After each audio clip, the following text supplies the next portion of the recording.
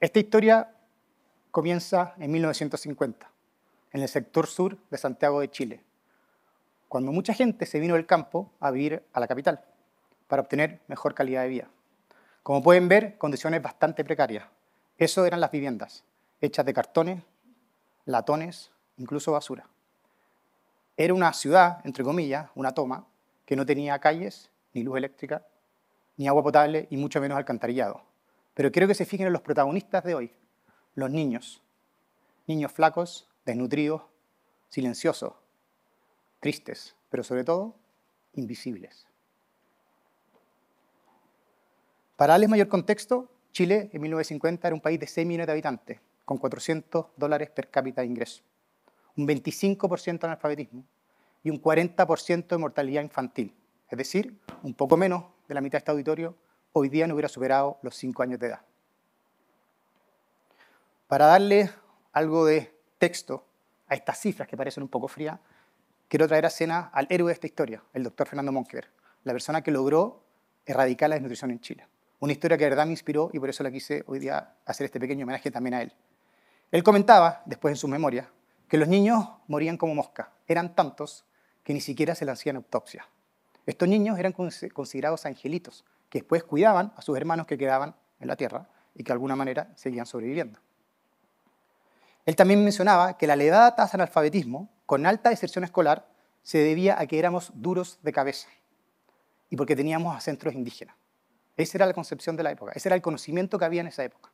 Esto obviamente se ha demostrado ser falso y a través de la investigación y del desarrollo de, por ejemplo, la secuenciación, nos hemos dado cuenta de que los humanos compartimos el 99,9% del genoma. Tenemos 10-12 genes de diferencia que hacen distinto el color de pelo, la altura, el color de los ojos, etc. Pero no existen subespecies, somos todos iguales y todos tenemos el mismo potencial, siempre y cuando el ambiente en el cual estamos inmersos sea similar. Y yo creo que el mayor problema de esto, que lo dice ahí, esa condición establecida, es que este era un problema resignado. Siempre había sido así y seguramente seguiría siendo así. Esto llevó incluso a generar esta situación en los colegios. Esto es una foto de la primera escuela de proletariados de Renca, en 1960, donde se le pidió a los papás que trajeran a los niños con sus mejores vestimentas. Como se podrán fijar, casi todos los niños descalzos, condiciones bastante primitivas. Venían de estructuras muy primitivas y muy frágiles en sus casas también, con poca capacidad afectiva por parte de los papás que eran ausentes y sobre todo las mamás que trabajaban. Esto incluso llevó a Gabriela Mistral a redactar un poema titulado Piececitos. Piececitos de niño, azulosos de frío, cómo os ven y no os cubren, Dios mío. Piececitos heridos por los jícaros, todos ultrajados de nieves y lodos. El hombre ciego ignora por dónde pasáis, que una flor de luz viva dejáis. Que allí donde ponéis la plantita sangrante, el nardo nace más fragante. Sed, puesto que marcháis, por los caminos rectos, heroicos como sois perfectos. Piececitos de niño, dos joyitas sufrientes, ¿cómo pasan sin verlos las gentes?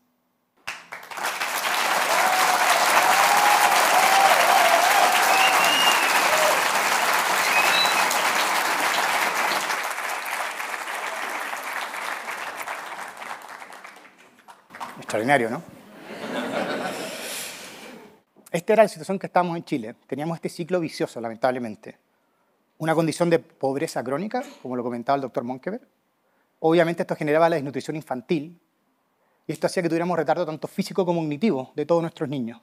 Pero incluso un problema mayor es que esto tenía consecuencias transgeneracionales, es decir, que esto se traspasaba a la etapa adulta.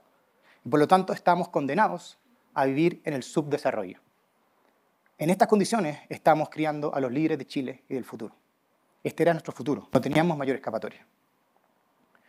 Y una de las hipótesis que planteó el doctor Monkeberg tuvo que ver con tratar de romper este círculo. Y la hipótesis, volviendo al método científico, era si soy capaz de alguna manera de alterar o de mejorar la desnutrición infantil, a lo mejor somos capaces de romper este círculo vicioso.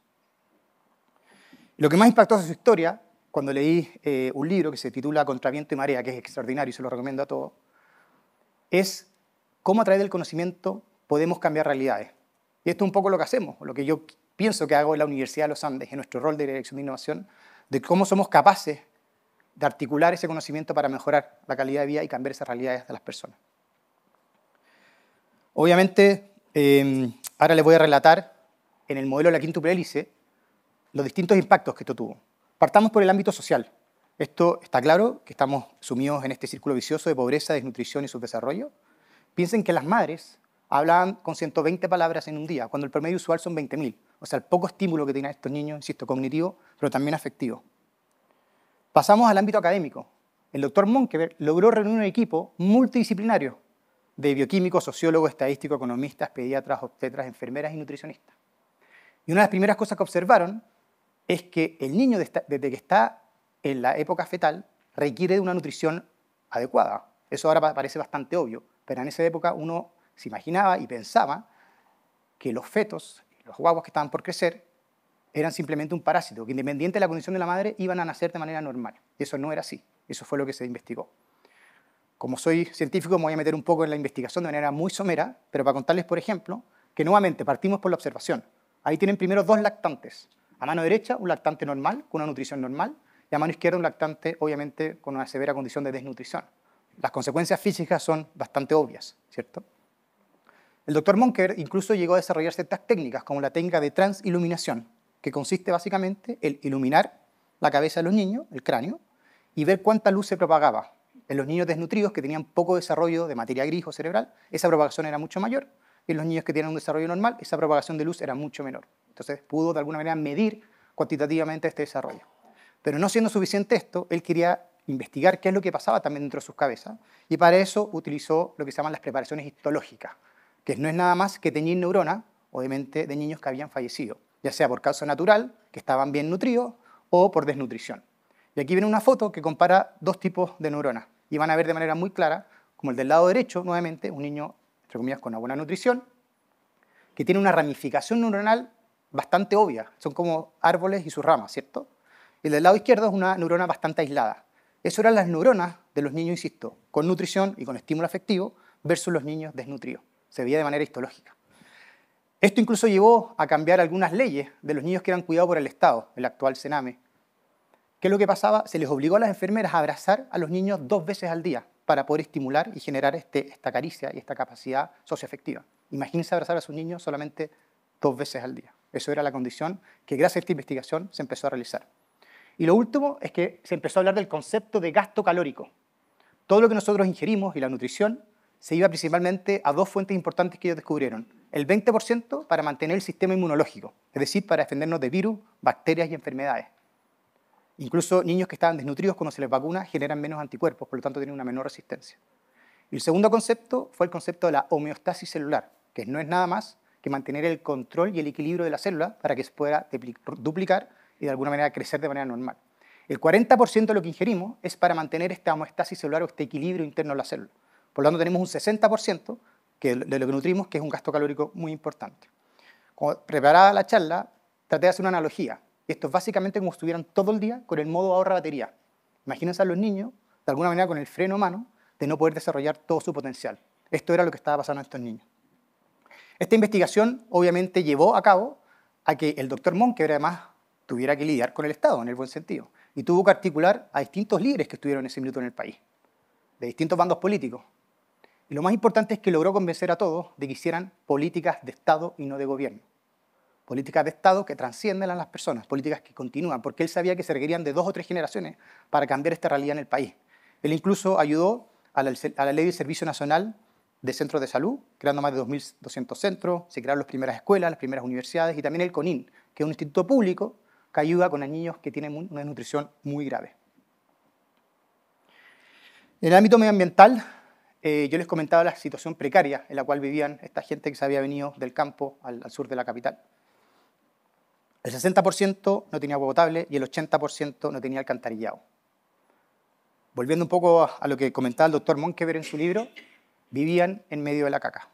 Esa era la situación. Obviamente esto mejoró con alcantarillado, potabilización de agua y tratamiento de agua servida. Y por último, y no menos importante, el sector privado. De alguna manera había que alimentar a estos niños. Y muchas madres que están presentes en el auditorio seguramente recordarán el Fortesán o la leche purita que se les entregaba a estos niños para poder alimentarlos. Y esto fue gracias a que el sector privado empezó a producir esa leche en Chile y se pudo entregar como incentivo. Hubieron que hacer además políticas de marketing para que las mamás no vendieran después esas leches, pero básicamente se generó un cambio cultural para que esa leche sirviera para nutrir a sus niños. También se crearon colegios privados, incluso universidades privadas.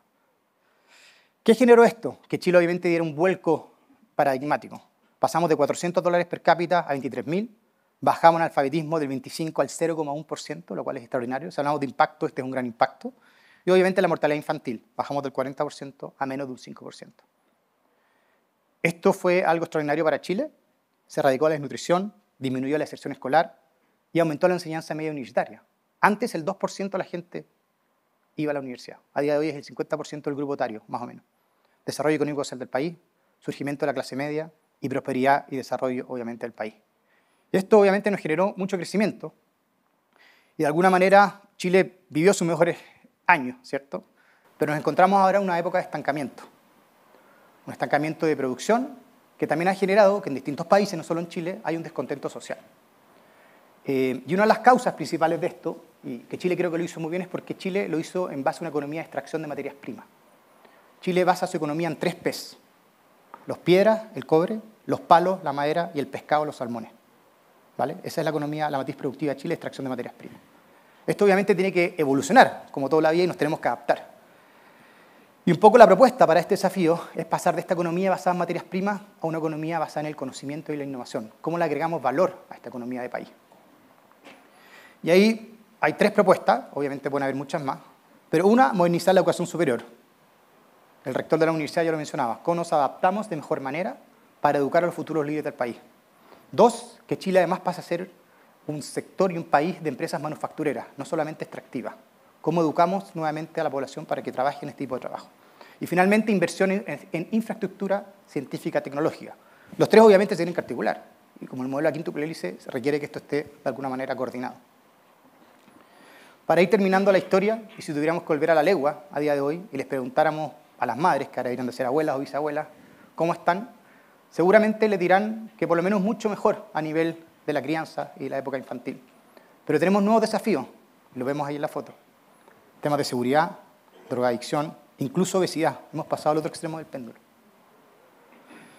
Y la invitación que les tengo para hoy es que ustedes que han decidido venir acá son parte de alguna manera de esta hélice, de manera directa o indirecta. Y mi llamado es que ustedes participen a resolver estos grandes desafíos. Porque si tuvieron el impulso de venir hoy para acá y escuchar esta charla y la siguiente, es porque verdaderamente tienen ese estímulo interior. Y mi idea es que no lo pierdan. Porque una idea, una conversación o una charla puede cambiar el destino del país y de nuestros niños. Muchas gracias.